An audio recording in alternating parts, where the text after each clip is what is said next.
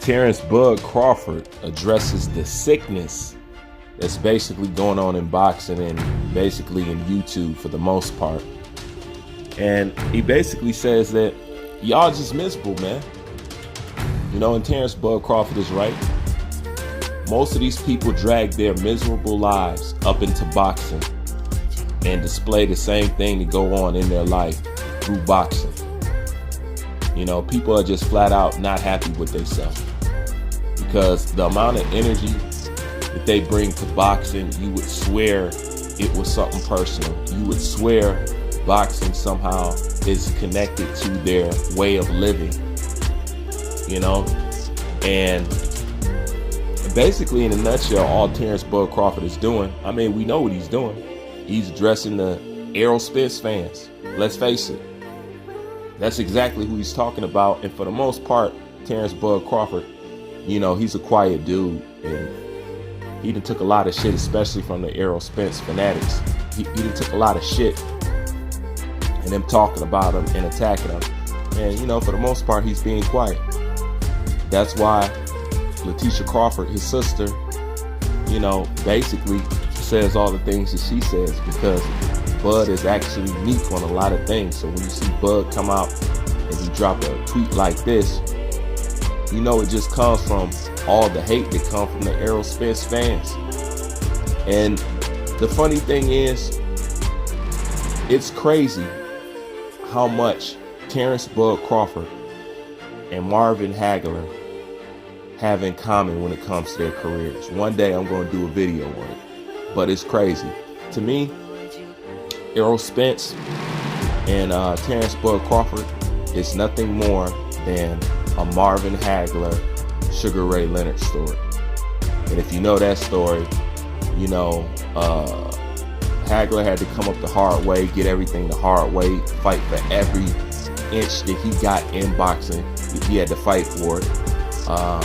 He was the best around and wasn't appreciated in his prime and in his time. You know, he's one of the most underrated and undervalued fighters of his time.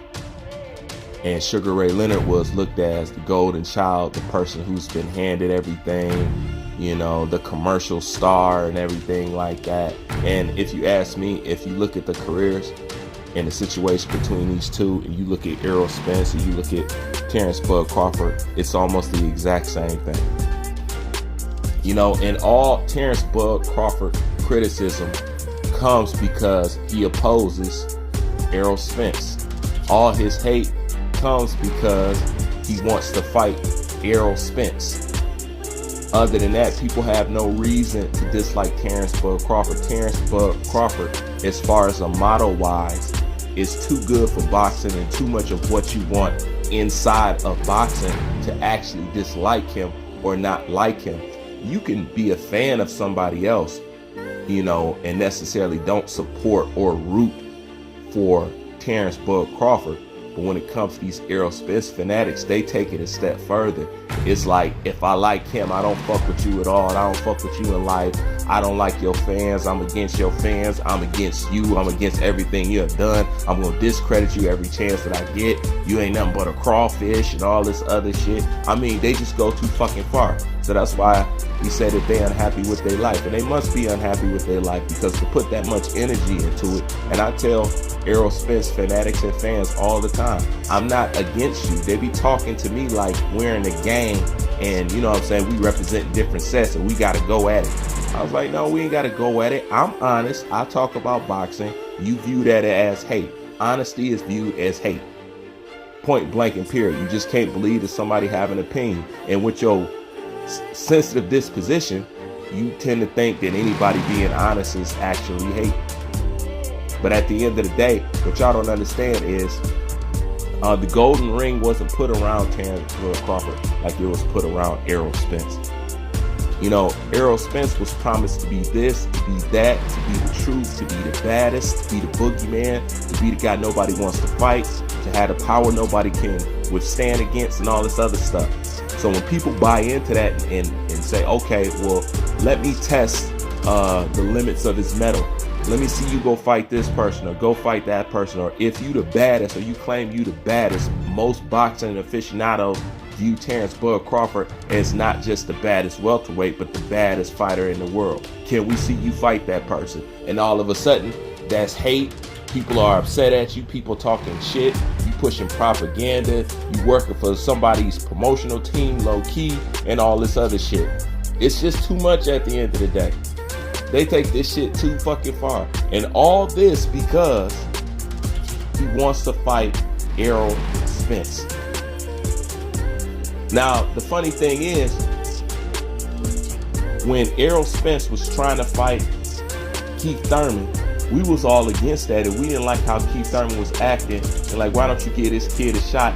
He was acting all up on his high horse, and we talked shit about Keith Thurman 100 miles an hour for doing that. And to be honest with you, his reputation with boxing fans has never really bounced back since he's done that. Then you got Eroll Spence, who's doing the exact same thing Keith Thurman is doing or has done. And now Terrence Crawford is sitting in a position basically that Eroll Spence was sitting in, and y'all all for it. You can't have it both ways. You just can't have it both ways. If you didn't like it then, you shouldn't like it now, and you shouldn't like it when nobody does it. But y'all just wanted Eroll Spence in a position of Keith Thurman, and now it's okay for him to act like a Keith Thurman. But when Eroll Spence was a Terrence Crawford, you guys was complaining. Shit don't make no sense at the end of the day. All people want to see is an undisputed welterweight fight. That's a crime. That deserves criticism. That deserves your threats. You know what I'm saying? Your jacked up comments, all this anger, all this feminine energy that y'all spewing around the place. It deserves all that. Well, we're in a sport called boxing. Usually people who watch boxing want to watch people box. So it's not out of the norm what people are requesting and what people are wanting. So why is Eroll Spence fans and fanatics acting like it's pure disrespect for you even to hint at the fact that you might want to see these two fight? And you want to see these two fight in a fashionable time where they're not old and in their prime. All of a sudden, you're fucking bad for boxing and you a fucking hater at the end of the day. Fight fans wanting to see fights can never be haters at the end of the day, because that's what the sport of boxing is about, fighting. You want to know what it's not about? Cheerleading for boxers, protecting them and giving excuses why they shouldn't take on proper challenges and challenge themselves and prove that they the best. Because you want to know one thing about being the best, and you can get this from Roy Jones, okay? He'll tell you, being the best is something you have to prove over and over and over and over and over and over until you decide to hang it up. Period. You have to prove that you're the best over and over and over and over and over again.